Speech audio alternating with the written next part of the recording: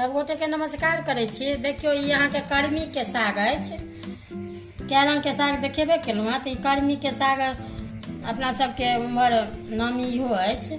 तो ई यहाँ के सबसे की होइया, अनदिना में तो जे खाइ छी से खाइते छी। अपना सबके गृह प्रवेश होइया जेना घरवास, तो एहिमे ओहिमे अहाँ के एको गो मतलब मूड़ी या एको गो पत्ता ओहिमे लोक दैते छथिन। यहाँ के बड़ नीक साग होइ छै। अगर कोनो साग में भूज के अपन मिला के बनाएब तो ओहो बढ़िया हैत। आ नहीं तो देखा रहल छी हम। तो एकरा चुनि बीछ कर ने धो लेब, धो कर काटि लेब। सब्सक्राइब कीजिए बिहारी खाना चैनल को और घंटी के बटन को दबाइए मेरे लेटेस्ट वीडियो सबसे पहले देखने के लिए। देखियो ई साग जे कहलहुँ हैं कर्मी के साग, तो यहाँ के अपन सुविधा जना हुए से काटि लेब। जना कि हम चुनि बीछ के यहाँ के से कटलहुँ हैं एते, तो देखाइए देलहुँ हैं सबटा। तो जना कि घरवास में कहलहुँ हैं गृह प्रवेश में घरवास में होइए अपना सबके कर्मी साग। तो जना सब्जी बनबै छी ने सब रंग के सब चीज, वही में एकोटा पत्ता या एकोटा मूड़ी दैये देबै। ये यहाँ के शुभ मानल जाइ छै। साग बड़ नीक अपना सबके कर्मी साग उम्हर अपना सबके पटुआ साग कर्मी साग सब नामी अछि। तो आइ हम बना रहल छी। तो यहाँ के एके मूड़ी एगो मुट्ठा छलै ई साग। देखियो एहिमे इम्हर ई काटि लेलहुँ, सबटा देखाइए देलहुँ हँ कहलहुँ हैं। अब इम्हर लोहिया हम चढ़ेने छियै। तो ई यहाँ के कनि एते चम्मच से कनि के तेल दै छियै हम। गरम भऽ गेल लोहिया। ई यहाँ के कनि के एक चुटकी हींग अछि आ ई सरसों पीरा सरसों अछि। तो ई दऽ रहल छियै। देखियो ई पाकि गेल सरसों। आब ई हम अहाँके देखियो 4 गो 5 गो लहसुन अथी फूट छील के अहाँके धो के कटलहुँ हैं डालि के पहले। 2-4 बेर से चला लेब, जेना कि लाल हल्का भऽ जायत ने, देते देते तो भइए जाइ छै तुरंत लाल। तहन एगो बड़का प्याज अछि कटलहुँ हैं अहाँके, ई काटल अछि प्याज।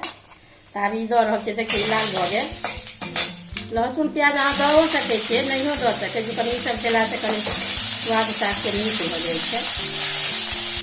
आ ई देखियो ई 2 गो आलू के हम, जेना कि एते टटा ई आलू अछि ने, तो एते टटा हम 2 गो आलू के छील कऽ से ई काटि के मिला के हम बना रहल छियै साग। तो ई दऽ रहल छियै आब ई आलू के।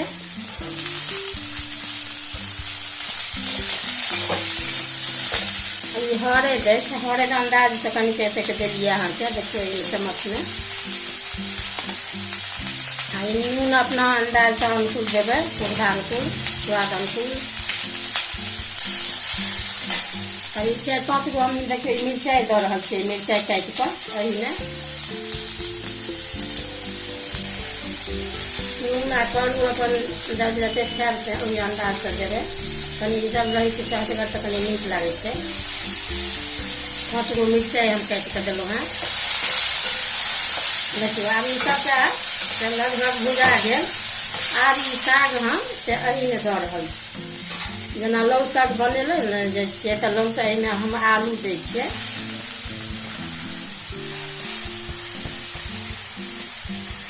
कनि तुरते ने से 2-4 बेर कनि के लारैत रहबै, 1-2 बेर झाँपि देबै। आब हम कनि झाँपि दै छियै 10 मिनट।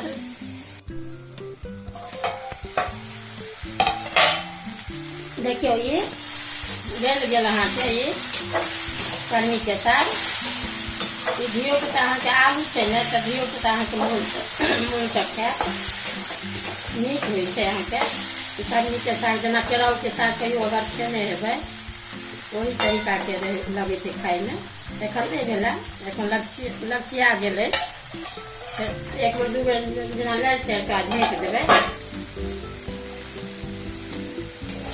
देखियो ई साग अहाँके पूरा एहिमे मिल गेल, पूरा गल गेल। आब की करब, जेना कि एगो टमाटर हम कटने छियै, तऽ आब ई आलू सिद्ध भऽ गेल, देखा दै छी पातरे पातरे छलै। तऽ आब ई हम टमाटर दऽ रहल छियै।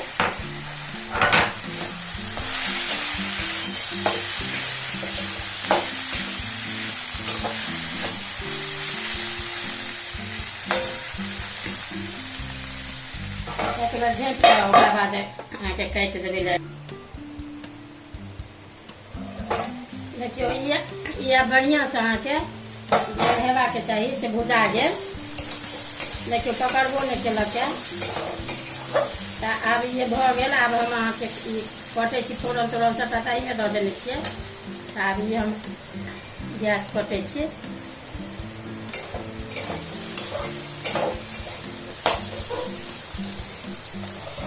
देखियो कर्मी के साग सबटा जेना कहलहुँ हँ, जेना जेना सब किछु बनि कऽ अहाँके तैयार अछि।